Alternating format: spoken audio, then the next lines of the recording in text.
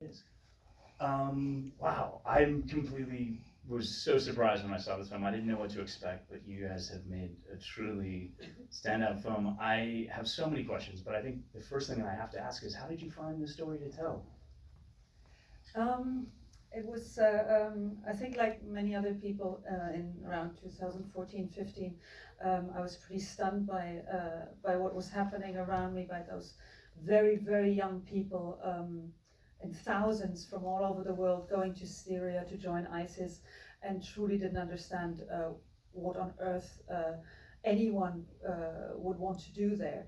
And so I got very interested in the way that ISIS was manipulating these young people, the way that they talked to them over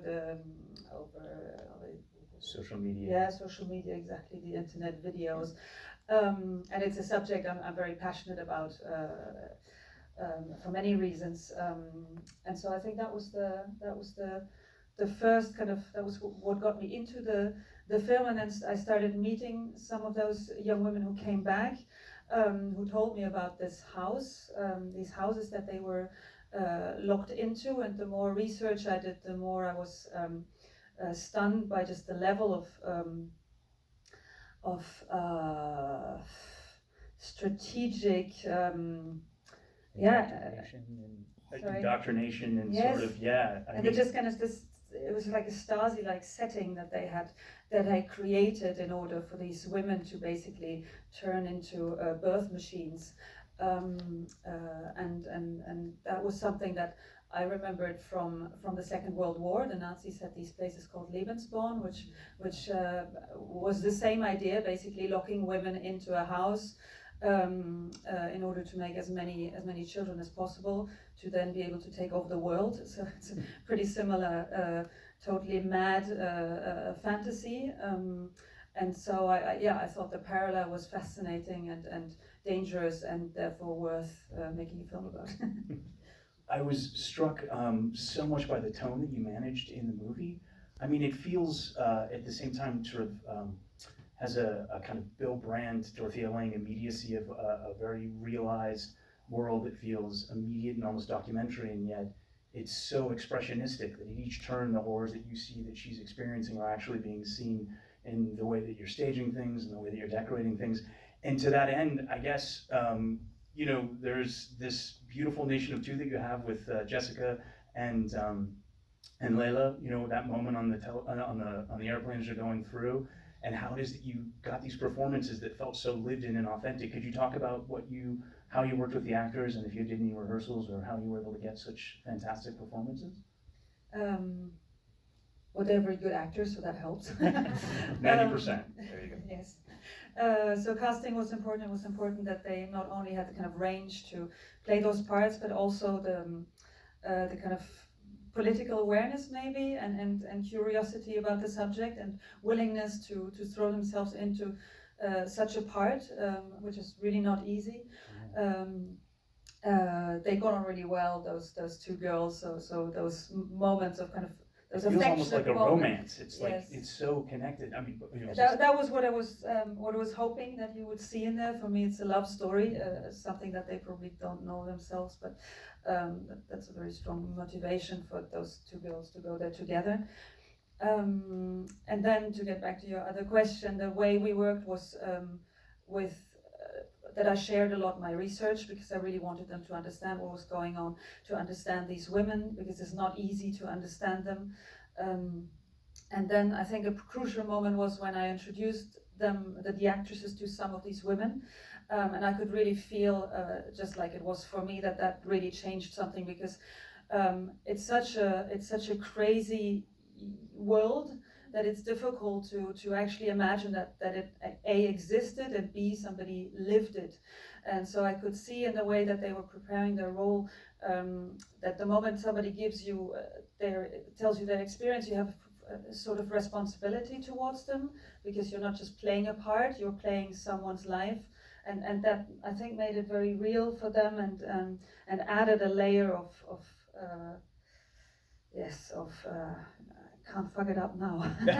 No, a kind of authenticity where they were able to live it in the scenes. I mean, I think the thing in any of these times where you go to these spaces where you feel a kind of I'm at a loss for gender apartheid, these worlds where women live very different lives, completely separated from men, and yet there are these moments of levity and tenderness, the bathing scenes, the way that they put on clothes.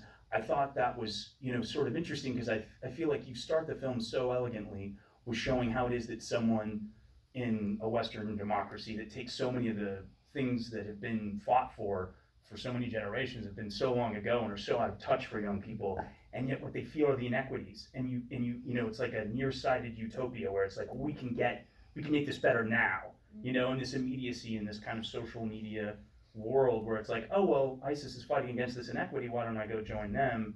And they're preying on these kind of romantic ideals, like whether, I remember reading I'm a very big fan of the film, if you can't see it already.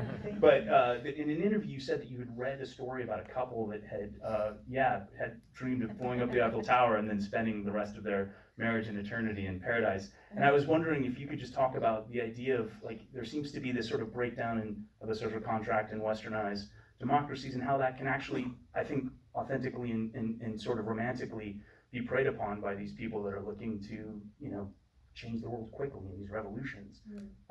Do you have any feelings like that? I hope I'm not bringing too much. No, it's very sure what you're saying.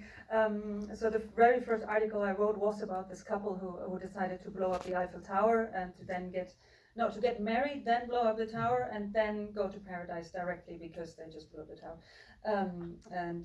That plan failed. But there were others like that with Notre Dame, I think, where it really was 5 women who tried to do a terrorist attack. So there were several attacks by women planned that didn't work out, but still were very close, which I thought was interesting. And basically, I think what I understood through it was that ISIS used extremely beautiful, very, very basic human needs and emotions in order to kind of pervert them and put them into and use them for their ideology. And that these women, a lot of them, I could actually to some level understand what drew them towards this sort of sect. Like all other sects, it promised a huge family, belonging, friendship. You join them and immediately you have hundreds of friends. You're part of a group. You're loved. You're admired. You are someone.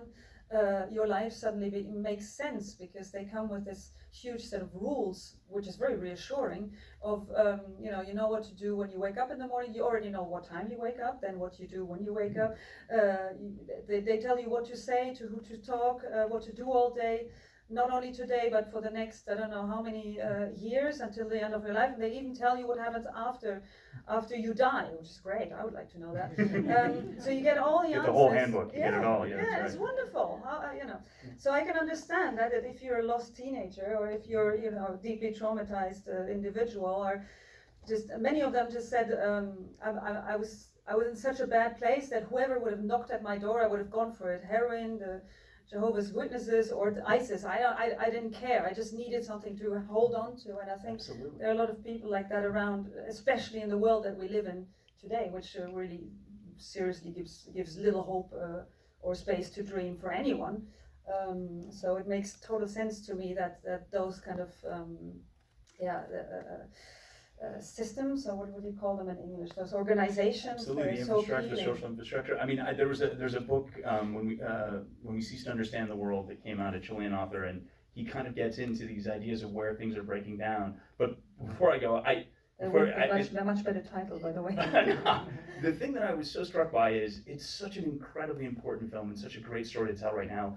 But a lot of times, sometimes that can overshadow the cinema, and the imagery in this is so self-assured and so gorgeous, but also just draws you in with a kind of emotional reality that, again, I feel like a lot of these, inspired by true event story. I mean, the imagery that you've made is stunning. I mean, I was just immediately bought in when you see her working her day job at this hospital and these beautifully composed, pieces of photography, these perspective shots where she's literally disappearing in the vanishing point, and then you see her coming into her own when she becomes the proctor in the dormitory, and she emerges, and it's one of the first times you see her coming into the horizon, into it. The director. And, yeah, and so I mean, obviously you worked with a legend, who I'm a huge fan of. Can you talk about how you worked with Agnes and what you did, and I mean, opening it up obviously to you guys, I would love to hear. Agnes Godard is the DOP on the film, and it was very important to me to work with someone with a lot of life experience who's in a different stage. She's 70, a bit over 70 now, and has done wonderful films. It's a subject that, to be very honest, scared me for a first film. I felt I had to do it, but I was very intimidated by it, and I really liked the idea that she'd been in this world longer, and that she has a view onto it that brings a form of distance, and that between the two of us we can negotiate our place around how to look at this story, and that worked out well. The way that we worked with light and how to film it was there were two main questions. I think one was the distance to the character. Yeah. Because it was very important to me that at any moment of the film, the spectator could decide if they wanted to follow her, if they wanted to keep liking her, if they wanted to change their mind, and kind of have the critical distance of checking with themselves, so not to manipulate them into just blindly following a character into hell. But asking themselves the question, what would I have done, which is an important question to me as a German. So until the very end, really, until do I want her to die? Do I want her to live? And what does that say about me? What does it say about her? So that was a big factor in choosing the distance and the angle. And about the light, because I've never been in this place, I didn't want to pretend to know what it looked like. So for me, it was more important to create a kind of psychological space that works more on an unconscious level of feeling how those women would have felt in that kind of place. How do I feel about it, and also incorporate some of the more theoretical ideas behind it, which is the idea of this factory of this birth-giving factory, really. So we shot in an old tobacco factory, which allowed us Where was it? Where was the location? In the south of France, the inside, and the outside was in Jordania.